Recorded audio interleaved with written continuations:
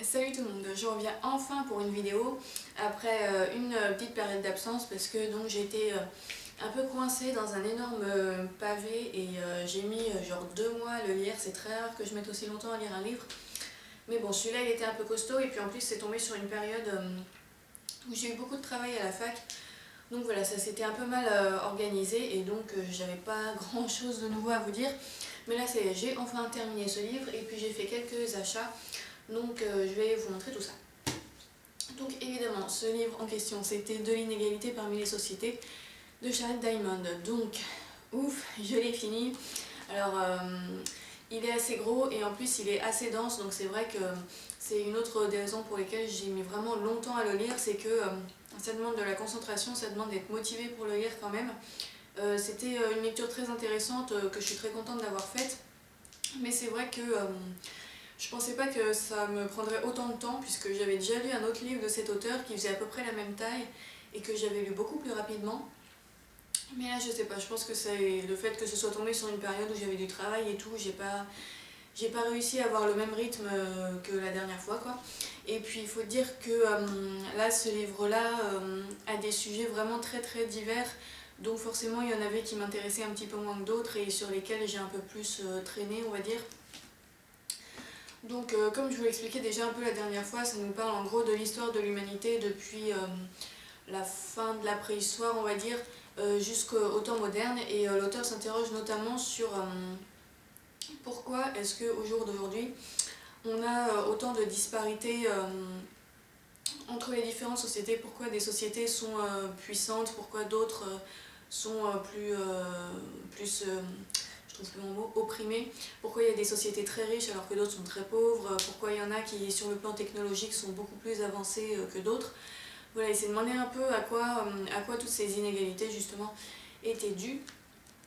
Et donc en fait lui, sa grande idée on va dire, c'est que ces inégalités sont liées à l'histoire écologique et géographique en fait du monde en général, et que si certaines sociétés ont réussi à se développer plus rapidement et plus efficacement, c'est parce que finalement en fait elles étaient dans un environnement qui était propice à un développement rapide, alors que les sociétés qui sont restées un peu plus entre guillemets primitives, c'est pas parce que les hommes qui habitaient là-bas étaient moins intelligents, mais parce qu'en fait ils avaient un environnement qui ne leur permettait pas de développer aussi bien l'agriculture par exemple et par là même les sociétés complexes.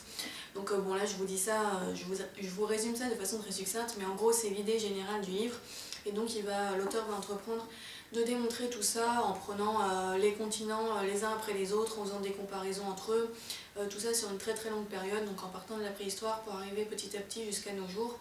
Et il va parler donc de plusieurs grands thèmes. La naissance de l'agriculture qui est la base des sociétés humaines en fait, et qui a déterminé, qui a été très déterminante dans on va dire l'acquisition de puissance des différentes sociétés. Donc voilà, l'agriculture avec d'un côté la domestication des plantes et de l'autre la domestication des animaux.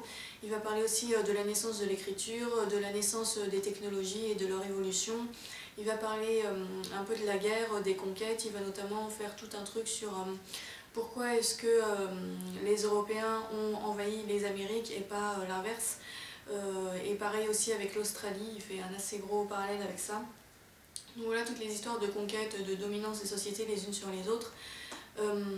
Et voilà, en fait il prend plein de thèmes partout dans le monde et à chaque fois il essaye d'expliquer un peu pourquoi c'est comme ça en fait et comment on en est arrivé là, et à la fin il essaye de faire des propositions sur, à propos de l'avenir en fait, comment ça risquerait d'évoluer par l'avenir à partir de tout ce qu'il a expliqué avant.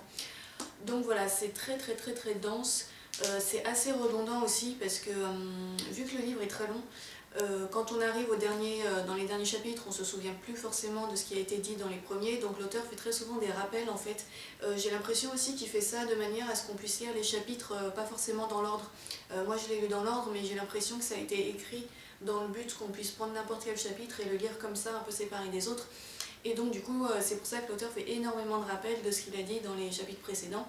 Et du coup, c'est assez répétitif par moment, ce qui fait que ça ralentit pas mal la lecture, mais bon, après, c'est vraiment fait pour qu'on ait toujours bien en tête les idées principales et qu'on puisse s'y retrouver facilement, parce que c'est vrai que c'est quand même des sujets qui sont assez complexes, où il y a beaucoup de paramètres en jeu. Donc voilà. Maintenant, c'est un livre qui est vraiment très accessible, c'est pas du tout un langage scientifique super compliqué ou quoi que ce soit, ça a vraiment été écrit dans le but d'être accessible à un très large public, donc je vous le conseille vraiment, parce que c'est un livre qui nous aide à mieux comprendre le monde qui nous entoure, à mieux comprendre l'histoire, à mieux comprendre la société, à mieux comprendre la civilisation humaine. Et bon, dit comme ça a l'air un peu voilà, mais c'est quand même des choses qui sont assez essentielles, je trouve, pour comprendre dans quel monde on vit. Et puis ça permet aussi de faire tomber pas mal de préjugés sur les différentes sociétés, sur les différentes cultures. Et puis voilà, c'est des sujets qui sont vraiment très très importants. Et je pense que tout le monde devrait essayer de lire ce livre au moins une fois, ne serait-ce que pour avoir, si je puis dire, toutes les cartes en main pour être capable d'appréhender le monde et de pas tomber trop facilement dans des idées qui sont fausses ou dans des préjugés, quoi. Donc voilà, c'est un travail assez remarquable qu'a fait cet auteur, Jared Diamond. Et donc je vous conseille vraiment vraiment cette lecture à un moment ou à un autre. Voilà. Donc voilà, c'était le livre qui m'a pris à peu près 2 mois. À côté de ça, bon, je vous présente juste les 2 livres que j'avais achetés dans le cadre de mes études. Ça va peut-être pas intéresser grand monde, mais au cas où, je vous en parle aussi vite fait. Donc il y avait Qui veut la peau du lynx de Pierre Athanas. Donc je suis sur le point de faire mon exposé sur la réintroduction du lynx. Et donc j'ai lu les 2 livres que j'avais achetés dans ce cadre. Donc celui-là, ça parle vraiment du thème de la réintroduction et des enjeux politiques et sociaux notamment, et un petit peu économiques. Donc voilà, c'est vraiment un livre où l'auteur nous explique comment le lynx est revenu en France, dans quelles conditions ça s'est passé, quelles sont les différentes lois de protection, comment ça a été accepté par les différentes parties de la population, les chasseurs, les agriculteurs, les écologistes, etc. Il nous donne un petit peu le déroulement des événements. Donc c'est un livre vraiment pour ceux qui s'intéressent pas mal au sujet, qui ont envie d'avoir beaucoup de détails sur le thème de la réintroduction du lynx en France et un peu plus généralement en Europe. C'est également un livre où on sent que l'auteur est très très engagé. C'est un livre un peu militant, je pense. Enfin, on sent que l'auteur est très pour le lynx et qu'il est à fond là-dedans. Et donc des fois, je trouvais que ça manquait un tout petit peu d'objectivité, la façon dont il s'exprimait. Mais bon, après, le contenu est quand même intéressant. Donc voilà, pour ceux que le sujet intéresse, ça fait un bon résumé de la situation, on va dire. Et puis il est assez récent, donc les informations sont plutôt d'actualité. Et donc le deuxième livre, c'était Vivre avec le lynx de Jean-Claude Guénaud, aux éditions S. Donc là, c'est plus un beau livre avec pas mal de photos, qui lui est un petit peu plus général, qui présente là encore la situation du lynx en France et un petit peu en Europe, mais de façon un peu plus générale, quoi. Il n'y a pas autant de détails que dans le livre précédent. Là, c'est plus un livre pour ceux qui s'intéressent un peu au sujet, mais sans forcément vouloir toutes les dates une à une de chaque événement. Et puis c'est un livre qui est intéressant surtout pour son aspect visuel aussi, grâce aux photographies. Il était assez cher à la base, il coûtait une 30aine d'euros, mais le prix a été divisé par 2 par l'éditeur. Donc du coup, je ne sais pas si c'est permanent ou si c'est juste une promotion passagère, mais dans tous les cas, moi au moment où je l'ai acheté, il était à 15 euros. Donc si ça vous intéresse, voilà. Donc c'était pour mes lectures. Maintenant je passe rapidement à mes achats. Je suis allée à la librairie aujourd'hui. Je pense aussi que je vais peut-être faire une petite commande internet, mais bon, je vais voir. Et donc à la librairie, j'ai acheté 3 livres comme d'habitude. 3 livres qui étaient sur ma wishlist, donc je suis assez contente de les avoir trouvés. Alors le premier, il était sur ma wishlist, mais je pensais pas l'acheter tout de suite. Et puis finalement, en fait, je suis tombée sur une édition qui vient de sortir et qui m'a bien plu. Il s'agit de Cro-Blanc de Jack London. Donc c'est aux éditions Libretto, c'est la même maison d'édition que celle où j'avais acheté, bon ça se dit pas trop, mais c'est la même maison d'édition que L'Appel de la forêt que j'ai dans ma bibliothèque. Et donc voilà, en fait je m'étais dit que Cro-Blanc, j'essaierais de le lire en VO. Et puis Bon là en fait à la librairie je suis tombée sur cette édition, en fait la couverture m'a un peu attirée quoi. Donc c'est en fait c'est un, je sais pas comment on appelle ça mais il y a une autre couverture en dessous. Donc en dessous on a une photo de Jack London comme ça. Et donc en fait les éditions Libretto viennent tout juste de faire une nouvelle traduction de Cro-Blanc. Et j'avais beaucoup aimé la traduction qu'ils ont faite de L'Appel de la forêt. Donc du coup voilà, c'est une maison d'édition à laquelle je fais confiance par rapport à ça. Et puis donc là, Cro-Blanc c'était un livre que j'avais lu quand j'étais enfant, mais genre il y a super longtemps.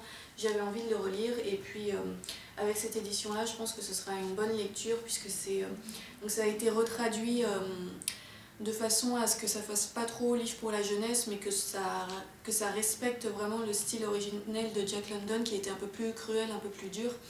Et donc voilà, c'est un livre que j'avais très envie de lire depuis que j'avais découvert L'Appel de la forêt. Ensuite, livre qui a été cette fois-ci sur ma wishlist officiellement que je voulais acheter bientôt quoi. Donc il s'agit de La Coupe d'or de John Steinbeck, donc aux éditions Folio. Là encore, j'avais hésité à le prendre en VO, puis je me suis dit que ça allait peut-être être un peu difficile parce que John Steinbeck, je l'ai lu en VO une seule fois avec un livre très court et ça m'avait déjà pris pas mal de temps. Et là, bon, La Coupe d'or, il est pas très long, mais il fait quand même à peu près 250 pages. Et je me suis dit, 250 pages de John Steinbeck en VO, ça va vraiment me prendre longtemps. Et là, comme je sors juste d'un livre qui vient de me prendre vraiment longtemps, j'avais pas envie de me remettre une difficulté on va dire. Donc voilà, je l'ai pris en français parce que j'avais envie de relire, j'avais envie de lire un nouveau livre de John Steinbeck, de continuer ma découverte de cet auteur que j'aime beaucoup. Et donc là j'ai pris celui-là parce que c'est un roman d'aventure. Donc il met en scène un pirate, ou en tout cas un... attendez que je dise pas n'importe quoi. Oui, un corsaire, donc voilà. Dans la Jamaïque au XVIIe siècle. Donc voilà, une histoire d'aventure historique écrite par John Steinbeck. Je pense que ça peut être très intéressant. C'est pas son plus connu, mais à mon avis, ça peut être vraiment un bon roman. Donc voilà, je l'ai trouvé à la librairie et je l'ai pris. Et le troisième livre que j'ai pris, là cette fois-ci c'est un roman plutôt contemporain. Les cerfs-volants de Kaboul de Khaled Hosseini aux éditions 10-18. C'est un roman, j'ai jamais lu encore cet auteur mais j'en ai beaucoup entendu parler et notamment de ce roman-là. Il paraît que c'est vraiment très bien, donc voilà, j'avais envie de tester par curiosité, voir si le style me plaisait, tout ça. Il est un peu plus épais, mais on remarque c'est les éditions 10-18 qui font des livres un peu gros, mais en fait il fait que 400 pages quoi. Et puis je pense que c'est un roman qui va être assez facile, assez rapide à lire, et c'est celui-là que je vais lire maintenant en fait, ça va être ma prochaine lecture.